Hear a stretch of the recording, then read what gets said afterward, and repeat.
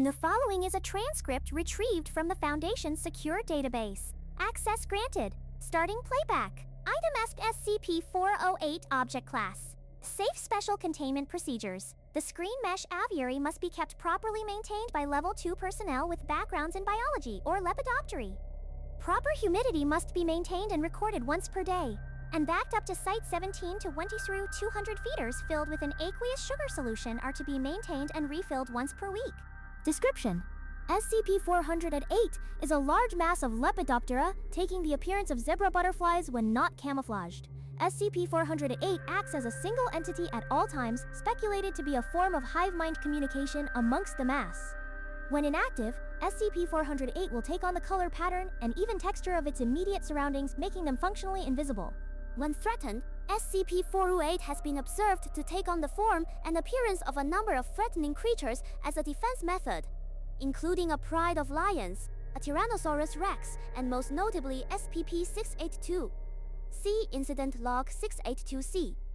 SCP-408 possesses the ability to communicate and reason, utilizing its ability to manipulate its color into words and sentences to reply to researchers. IQ tests administered to SCP-408 have evaluated its IQ to be 109, or slightly above average. However, when a part of the swarm is isolated, lower scores have been reported, resulting in a theory that SCP-408 shares its cognitive capacity amongst the entirety of the swarm. As of Breast C, SCP-408 prefers to be identified by its SCP number. SCP-408 was discovered in Brazil after reports that locals and logging teams found their maps to be frequently inaccurate regarding the size of the rainforest. After reports of animal sightings not local to either the Brazilian rainforest and some not found on Earth at all, Foundation agents began an investigation resulting in the discovery of SCP-408. After learning it was intelligent, Dr. Chemplu, who accompanied the agents in the field, communicated with SCP-408 and convinced it to accompany him to Site 17, where their current habitat exists. Addendum 408-A. Regarding SCP-408's knowledge of SCP-6828, an investigation is underway regarding this leak of information. Incident 408-A. Due to a failure by appropriate personnel to properly refill 408's feeders, the swarm took it upon itself to find sustenance by its own means. Taking the appearance of several Level 1 personnel, SCP-408 convinced a passerby to open the door to the aviary, upon which they made an escape into the Site 17 facility. For the whole of the day, Site 17 personnel reported an alarming series of irregular events, ranging from color-changing walls to several dozen versions of SCP-529 walking down a hallway. Site 17 was placed on lockdown and Delta Level Alert when it appeared that 90% of the containment units had been breached. Dr. Kondraki, head of research for 408, had been out on assignment that day, and it wasn't until his return that the illusion had been revealed, and in short order SCP-408 was returned to its aviary. Little damage was done, except to the faculty break room, which was left without proper sweeteners for the next week. Note: it may be just sugar water, but without it 408 is prone to mischief, as we clearly saw yesterday. It's fortunate that it doesn't act maliciously, but think about others next time you slack off custodial duties. Think about yourself as well, as I will not tolerate having to use sweet and low in my morning coffee for very long. Dr. Kondraki. Addendum 408-B. Recent field testing has shown that SCP-408 can act as an effective form of active invisibility when ordered to. SCP-408 was able to conceal 5 Level 2 personnel and keep them undetected throughout the facility.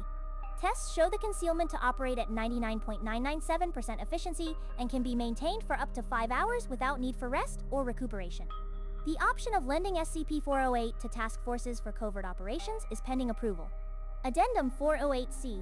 During Incident 239-B, Clef Kondraki, which SCP-408 was heavily involved in, a number of corpses left by Dr. Cliff vanished in the aftermath of the event. Surveillance showed that at certain times, the entire swarm of SCP-408 would descend on the body, only to leave no trace of the corpse behind. Subsequent testing shows a proportional increase in IQ, although a lack of cooperation when questioned has shed no light on this development. Interview Log 408-C. Interviewer: Dr. Sakai. Interviewee: SCP-408. Dr. Sakai is seated within the aviary, while SCP-408 hovers around a large feeding trough filled with sugar water.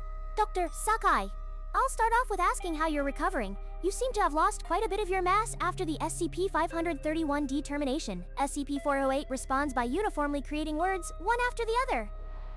SCP-408, Kondraki, where? Dr. Sakai. I'm his substitute for the interview, as he happens to be busy adjusting to his new promotion. Lots of paperwork, I'm told. A moment goes by. SCP-408. I fine recover. Good food. Good, Dr. Sakai. How exactly do you replenish your numbers? SCP-408. Come PL, another pause. SCP-408, IC-80 Don't know word Dr. Sagai. Was Dr. Kondraki the one who taught you to speak? SCP-408. Yes, teach a lot, Dr. Sagai. He taught you, but how do you communicate with him? SCP-408. Don't know word lost in space, Dr. Sagai. You lost the part that knew. SCP-408.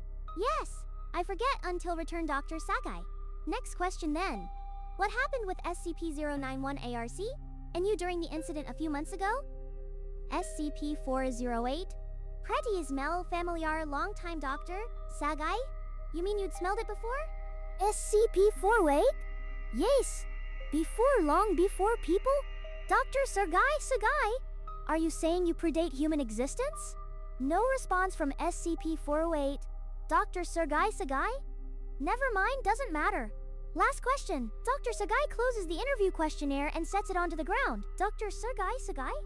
What is the nature of your relationship with Dr. Kondraki? SCP-408. He think, right? Hey, right! Dr. Sagai, that's not what I meant. Logs show that you're with him, out of containment, almost all of the time now. Dr. Kondraki has been breaching protocol by letting you out of containment. SCP-408. I don't know what Dr. Sahai, you're going to admit this to me so I can bring it before oversight. Do you know what I was doing? Before that schmuck snatched me up as an assistant? I was head of research for the entire subhuman safe SCP sector. Now I'm interviewing a damn insect. I will have him thrown out. Oversight won't let him get away with this. SCP-408 proceeds to approximate a laugh, as described in the log as a caricatured face displayed by SCP-408. Dr. Sagai, are you laughing at me? I'm about to have your little friend terminated, and you're having a chuckle. SCP-408 shifts to display a new image, which was presumed to be a live feed of Dr. Kondraki in his new office. Dr. Sagai. No, that's not possible. I read the damn logs. You can't do that. You can't do that. Dr. Sagai attempts to damage SCP-408. Guards later found Dr. Sagai huddled in a fetal position, displaying symptoms similar to post-traumatic stress syndrome.